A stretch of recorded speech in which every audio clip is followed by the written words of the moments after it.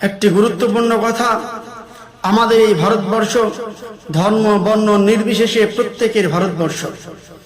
আমরা এই ভারতবর্ষকে অনেক কষ্ট করে স্বাধীন করেছি।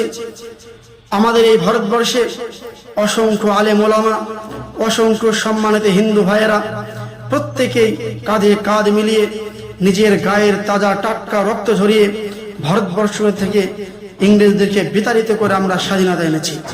তাই এই ভারতবর্ষে আমরা প্রত্যেকে কাঁধে কাঁধ মিলিয়ে বসবাস করতে চাই। যারা আজ আমাদের এই ভ্রাতৃত্ববোধের সুন্দর একটি সুঠাম সম্পর্ককে যারা নষ্ট করার জন্য চেষ্টা করছে, যেরকম ভাবে আজকে আমাদের সম্মুখে দাঁড়িয়েছে একটি সাম্প্রদায়িক দাঙ্গা লাগানোমূলক একটি দল, একটা পার্টি। সেই পার্টির কিছু বুদ্ধিজীবী, গণ্ড মাপের বুদ্ধিজীবী ব্যক্তি তারা বলছেন যে এই ভারতবর্ষ থেকে কিছু মুসলমান অর্থাৎ সংখ্যালঘুদেরকে এই ভারতবর্ষ থেকে বাংলাদেশে পাঠিয়ে দেওয়া হোক এবং বাংলাদেশ থেকে 3 কোটি হিন্দুকে আমাদের ভারতবর্ষে পাঠিয়ে দেওয়া হোক।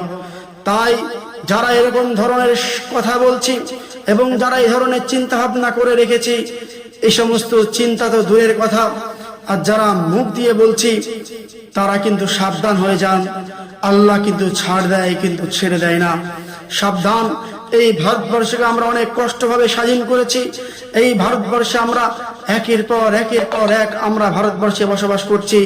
তাই আমাদের এই সুন্দর পরিস্থিতিকে নিয়ে যদি আপনারা আঙুল তোলেন, আপনাদের কিন্তু আঙুল ভেঙে দিতে আমাদের 1 মিনিটের জন্য দ্বিধাবোধ হবে না। তাই আপনারা এখনো সময় আছেন, সাবধান হয়ে যান, সাবধান হয়ে যান।